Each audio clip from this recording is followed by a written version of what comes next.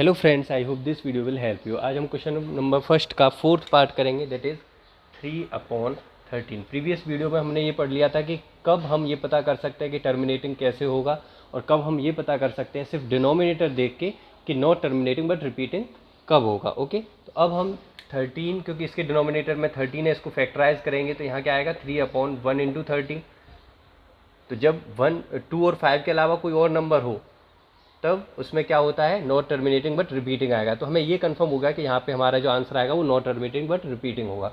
अब हम डिवाइड करेंगे 13 से 3 को, चला जाएगा नहीं जाएगा, पॉइंट लगा के 0 बढ़ाया, 13 2 जा 26, क्या बचा 4। अब 0 बढ़ाएंगे, 13 3 जा 39, ओके, क्या बचा 1। उसके बाद एक 0 बढ़ाएंगे, लेकिन अब 10 में डिवाइड नहीं जाएगा तो ना जाने का 1 0, डेसिमल के बाद हम सिर्फ 1 0 बढ़ा सकते हैं। ओके, अब क्योंकि 10 में डिवाइड नहीं जाएगा तो ना जाने का 0 और 1 0 अब हमने यहाँ पे बढ़ा लिया।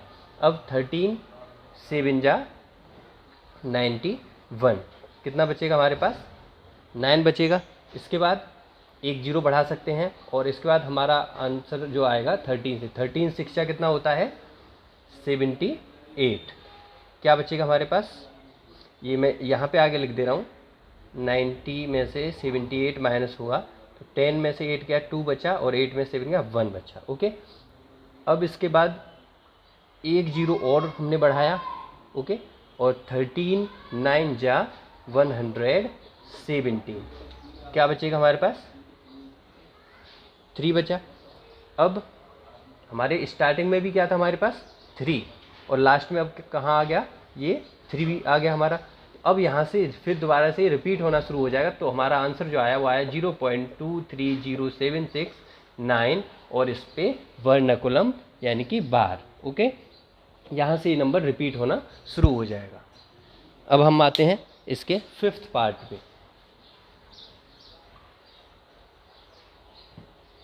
और इस फोर्थ पार्ट का जो हमारा आंसर आया है वो क्या आया है, नॉट टर्मिनेटिंग बट रिपीटिंग। तो ये उसमें आगे लिख लीजिएगा। अब है फिफ्थ 2/11। डिनोमिनेटर में 2 या 5 नहीं है, क्या है 11 है, तो कैसा आएगा नॉट टर्मिनेटिंग बट रिपीटिंग आएगा। अब हम डिवाइड करते हैं 11 से 2 में, पॉइंट लगाया 0 बढ़ाया, 1 टाइम डिवाइड किया, क्या बचा 9, एक और 0 बढ़ाया, कितने टाइम डिवाइड किया 8 टाइम, 88 आ गया, क्या बचा 2। अब एक और 0 बढ़ाया, कितने टाइम डिवाइड किया 1 टाइम, 11 आ गया, क्या बचा 9। यानी कि हमारे पास 2 था और हमारे पास यहाँ पे भी 2 आ गया तो हमारा यहीं से रिपीट होना शुरू हो गया। देखिए 1 8 के बाद 1 रिपीट होने लगा, अब दोबारा फिर 9 आ गया, तो ये यानी कि ये यहाँ से 8 के बाद से फिर रिपीट हो रहा है। तो हमारा जो आंसर आ गया वो आ गया 0.18 और इसके बाद रिपीटिंग हो रहा है तो हमने वर्नाकुलम लगा दिया और इसको आंसर हम क्या लिखेंगे, non terminating but repeating. Okay,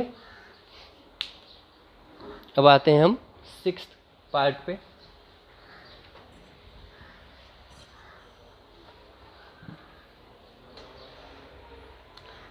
date is 329 divide by 400। Okay, तो 400 से हमें डिवाइड करना है। अब 400 का टेबल तो आपने भी पढ़ा नहीं होगा, है ना, तो 400 के टेबल के बजाय आप इसे ऐसे करिए कि 329 अपॉन में लिखिए 4 इंटू 100। क्यों लिखा, क्योंकि 4 से डिवाइड कर दीजिए आप इसको और उसके बाद जो भी आंसर आए उसमें 100 से डिवाइड कर दीजिएगा। ओके, तो हम पहले 4 से डिवाइड कर लेते हैं यहाँ पे कि 329 में डिवाइड करें अगर हम 4 से तो 4 8 जा 32, कुछ नहीं बचा, उतारा हमने 9, 4 2 जा 8, क्या बचा 1, पॉइंट लगाया 0 बढ़ाया, 4 2 जा 8, क्या बचा 2, एक और 0 बढ़ाया 4 5 जा 20, यानी कि अब हमारे पास कुछ नहीं बचा। तो हमारे पास जो आंसर आया वो क्या आया 82.25 अपॉन 4 से जब डिवाइड हो गया तो अब क्या रह गया हमारे पास 100 से और डिवाइड करना है, 100 से डिवाइड करना। आप फर्स्ट पार्ट में सीख चुके हैं 2 0 का मतलब क्या है कि पॉइंट 2 डिजिट आगे आ जाएगा, यानी हमारा जो आंसर आएगा वो आएगा 0.8225। ओके, और ये कैसा है, टर्मिनेटिंग। ओके, लिख देंगे टर्मिनेटिंग डेसिमल एक्सपेंशन। ओके, तो ये हमारा क्वेश्चन नंबर 1 कंप्लीट हो गया यहाँ पे।